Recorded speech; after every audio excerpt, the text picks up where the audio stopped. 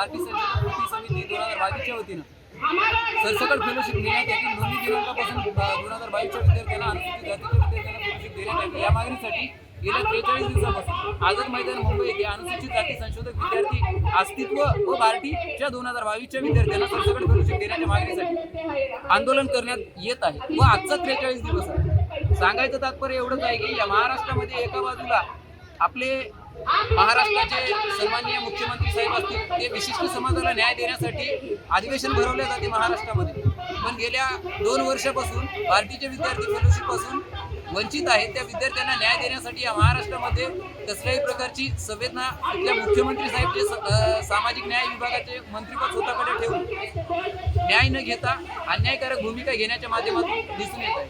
त्या महाराष्ट्रामध्ये अजित पवार सारखे सत्तेमध्ये येण्याच्या अगोदर मंत्री महोदय म्हणतात की फेलोशिप पासून एकही विद्यार्थी वंचित राहणार नाही व सत्तेमध्ये आल्यानंतर त्यांच्या शब्दाची फिरवा करून सामाजिक न्याय विभागाचा निधी पळवापळवी करून विद्यार्थ्यांच्या टाळूवरचं लोणी खाण्याचं काम शिंदे, फडणवीस व अजित पवार सरकारच्या कालावधीमध्ये या 2 वर्षामध्ये करत असताना दिसून येत आहे।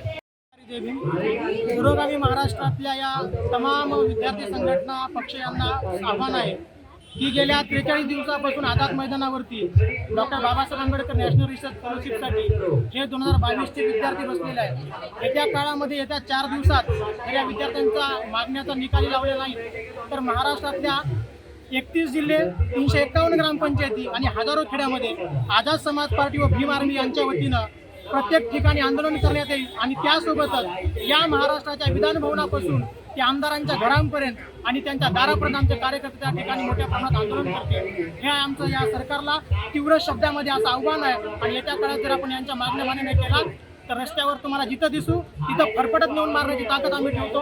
एवढंच माझं नाव सीमा वानखेडे, मी भारतीय 2022ची फेलोशिपची विद्यार्थिनी आहे। गेले 165 दिवस आम्ही संपूर्ण महाराष्ट्रभर वेगवेगळ्या ठिकाणी आंदोलन करत आहोत। पुणे, मुंबई, नागपूर या ठिकाणी वेगवेगळ्या वेळेला विद्यार्थी आंदोलनाला बसले, पण एवढे दिवस आंदोलन करून सुद्धा आम्हा विद्यार्थ्यांना न्याय मिळालेला नाही। जेव्हा आम्ही पुण्याला आंदोलन केलं होतं तेव्हा 29 डिसेंबर 2023ला आमची मागणी मान्य झाली असे सांगून पार्टी प्रशासनाचे जे अधिकारी आहेत सुनील मारे साहेब यांनी एक परिपत्रक काढलं आणि त्यामध्ये असं नमूद होतं की आम्ही तुमच्या विद्यार्थ्यांना विना परीक्षा सरसकट फेलोशिप देतो। त्यामध्ये 761 विद्यार्थ्यांचा उल्लेख सुद्धा होता, परंतु जसं 1 जानेवारी संपलं, कारण 1 जानेवारी हा क्रांती दिवस असल्यामुळे मोठ्या प्रमाणात इथे बौद्ध अनुयायी येतात, अनुसूचित जातीतील लोक येतात आणि कदाचित त्या 1 जानेवारीची त्यांना भीती असल्यामुळे त्यांनी 29 तारखेला परिपत्रक काढलं, परंतु तेच परिपत्रक त्यांनी सक्षम अधिकाऱ्याची सही नाही असं सांगून 2 तारखेला संध्याकाळी मागे घेतलं। आमची 2 वेळा परीक्षा घेण्यात आली, एकदा 24 डिसेंबरला 2019चा सेटचा पेपर जशाच्या तसा देण्यात आला।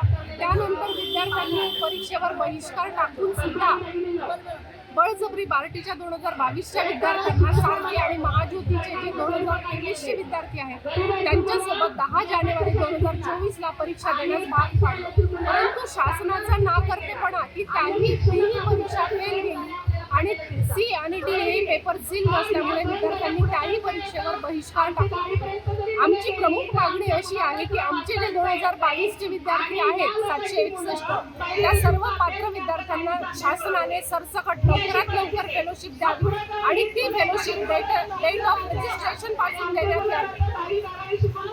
आमचे विद्यार्थी 2018 पासून सातत्याने आंदोलन करतात आणि आंदोलन केल्यानंतरच बाकीच्या विद्यार्थ्यांना त्यांची जी काही आहे फेलोशिप ती मिळते। तर आमची अशी मागणी आहे की आमच्या विद्यार्थ्यांना आता आम्ही आणखी किती दिवस आंदोलन करायचं, संशोधक विद्यार्थ्यांनी संशोधन करायचं की आंदोलन करायचं, हा माझा शासनाला प्रश्न आहे।